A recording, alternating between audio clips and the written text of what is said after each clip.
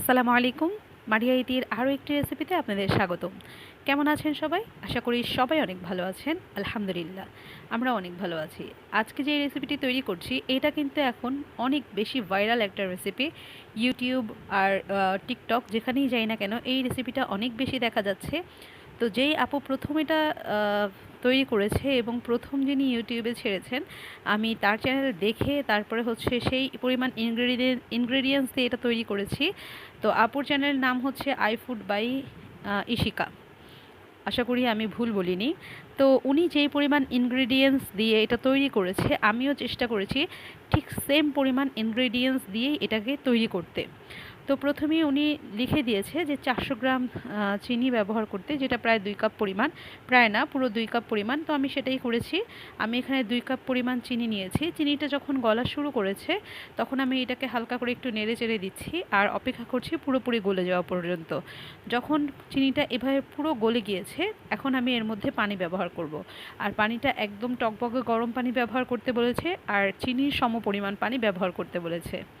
তো আমি তাই করেছি, 400 গ্রাম পানি আমি ব্যবহার করেছি, যেটা 2 কাপ পরিমাণ। সেম একদম উনি যতটুকু বলেছেন আমি ততটুকুই দিয়েছি। তো এই তো, এরপরে বলছে যখন এটা চিনিটা গলে যাবে তাহলেই হচ্ছে চুলোটা অফ করে দিতে। তো আমি তাই করেছি। চিনিটা যখন গলে গিয়েছে আমি পানিটা দিয়ে বেশ কিছুক্ষণ আরও জাল করেছি। তারপরে যখন চিনিটা গলে গিয়েছে তখন হচ্ছে আমি এটাকে অফ করে দিয়েছি। তো এই তো, এই পর্যায়ে আমি হচ্ছে এটাকে অফ করে দিয়েছি। এখন হচ্ছে চলে যাচ্ছি পরের স্টেপে। পরের স্টেপে বলেছিল যে 4টা ডিম নিতে। আমি আপুর ডেসক্রিপশন বক্স থেকে আগেই লিখে নিয়েছি কী কী ইনগ্রেডিয়েন্টস আর কী পরিমাণ দিয়েছে। অনেকেই এখানে কমেন্টস করেছে যে কারোটাই সেভাবে আপু যেভাবে পারফেক্ট করেছে সেই রকম পারফেক্ট হয়নি। তো আমি চাচ্ছিলাম একদম সেম ইনগ্রেডিয়েন্টস দিয়ে করতে। আপু বলেছে 2টা ডিম দিয়েও করতে পারেন, তবে আমি যাতে পারফেক্ট হয় সেই জন্য সম্পূর্ণ ওনার রেসিপি ফলো করেছি। তো উনি যেভাবে 4টা ডিম নিয়েছে আমি তাই করেছি, 4টা ডিম নিয়েছি। এরপরে বলেছিল যে 80 ml condense milk, 80 ml condense milk নিয়ে, যেটা 1/4 কাপ আর কি। আমি সেই পরিমাণ কনডেন্স মিল্ক নিয়ে এখন হচ্ছে এটাকে একটু মিশিয়ে নিচ্ছি ডিমের সাথে। খুব ভালো করে একদম ফোম করে মিশানোর দরকার নেই, যাতে একটু ভালো করে মিশে যায়। তো সেই পরিমাণই নিয়ে নিচ্ছি। এই যে দেখতেই পাচ্ছেন, যখন এরকম মিশে গিয়েছে পুরোটা তখন এর মধ্যে দিয়ে দেবো শুকনো ইনগ্রেডিয়েন্টসগুলো। তো শুকনো ইনগ্রেডিয়েন্টসের মধ্যে কী কী যাচ্ছে সেটা একটু দেখিয়ে দিই। প্রথমেই যাচ্ছে হচ্ছে আটা, আর আটা যাচ্ছে 130 গ্রাম। এরপরে আমি দিয়ে দিব হচ্ছে সাবুদানার আটা, সেইটা সাবুদানাটাকে এনে তারপরে হচ্ছে আমি একটু হালকা তেলে এরপরে ব্লেন্ডারে ব্লেন্ড করে নিয়েছি। চাইলে শিলপাটা বেটে নিতে পারেন, তবে আমার কাছে এটা অনেক মানে কষ্টসাধ্য মনে হয়েছে সাবুদানার আটাটাকে একটু তৈরি করতে। তো যাই হোক, এখানে আমি তৈরি করে নিয়েছি। এটাও ছিল 130 গ্রাম আর আটাও ছিল 130 গ্রাম, আমি সমপরিমাণ নিয়েছি। এরপরে ছিল এক চা চামচ পরিমাণ বেকিং পাউডার আর হচ্ছে হাফ চা চামচ পরিমাণ বেকিং সোডা।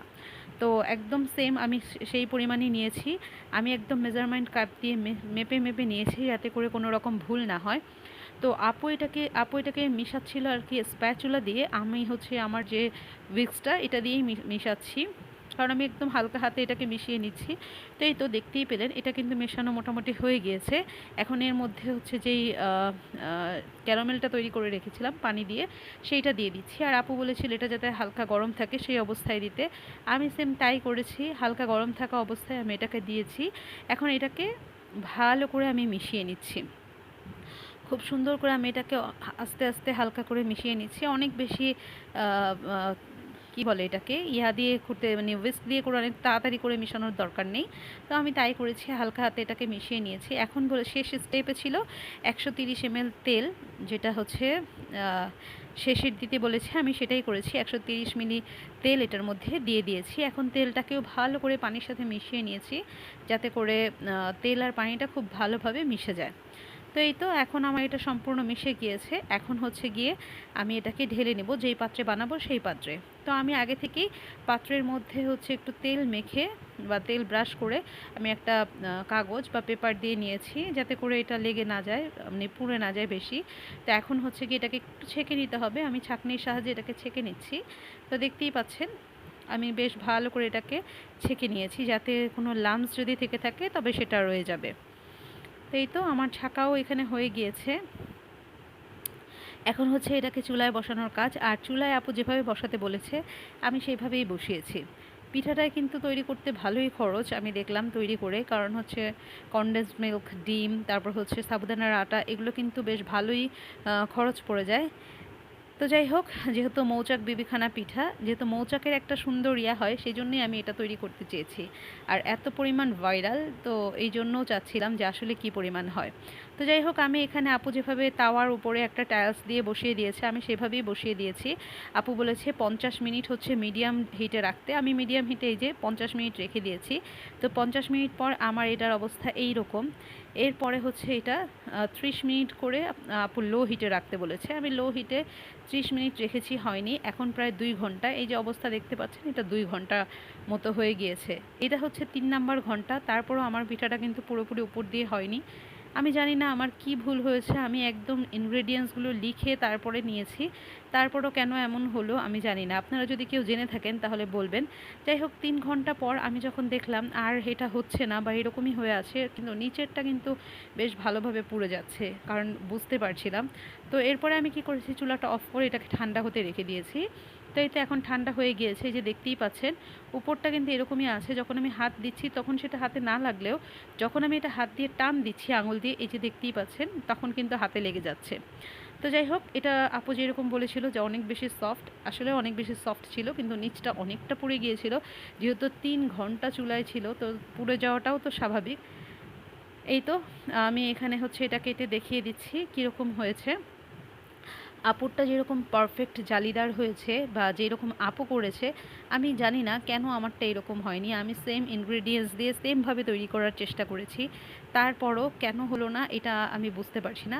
একেবারে যে হয়নি মৌচাকের মতো সেটাও বলবো না, এই যে ছিদ্রগুলো দেখতেই পাচ্ছেন, বেশ ভালোই ছিদ্র হয়েছে, আর ভালোই ইয়া হয়ে দেখা যাচ্ছে, দেখতেই পাচ্ছেন। কিন্তু ওনার মতো একদম পারফেক্ট হয়নি। এখন এটার কারণ কি আমি সেটাই বুঝতে পারছি না।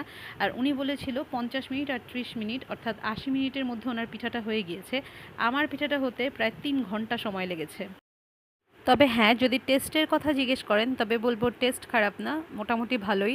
আর যদি আমাকে জিজ্ঞেস করেন আমি আর কখনো এই পিঠা বানাবো কি না, সত্যি বলতে আমি আর কখনোই এই পিঠা বানাবো না, কারণ প্রচণ্ড ব্যয়বহুল এবং প্রচণ্ড সময় সাপেক্ষ। এত ব্যয়বহুল আর এত সময় সাপেক্ষ পিঠা বানানো আসলে আমাকে দিয়ে হবে না। আমার জন্য তেলের পিঠা, পুলি পিঠা এগুলোই ঠিক আছে। তো আপনারা চাইলে আপনাদের এনার্জি থাকলে বাসায় তৈরি করে দেখতে পারেন, আশা করছি আপনাদের খারাপ লাগবে না। যদি আপনাদের ধৈর্য থাকে আর কি, আর যদি আপনাদের খরচ করতে ইচ্ছা করে, তবে চাইলে আপনারা এটা তৈরি করে দেখতে পারেন। তবে আমাকে যদি জিজ্ঞেস করেন তৈরি করবেন কি না, আমি বলবো না করাই ভালো। যদি পারফেক্টভাবে তৈরি করতে না পারেন তবে এটা না করাই ভালো। তো যাই হোক, আজ আর বাড়াচ্ছি না, দেখা হবে অন্য কোনো রেসিপিতে। ভালো থাকুন, আল্লাহ হাফেজ, আসসালামু আলাইকুম।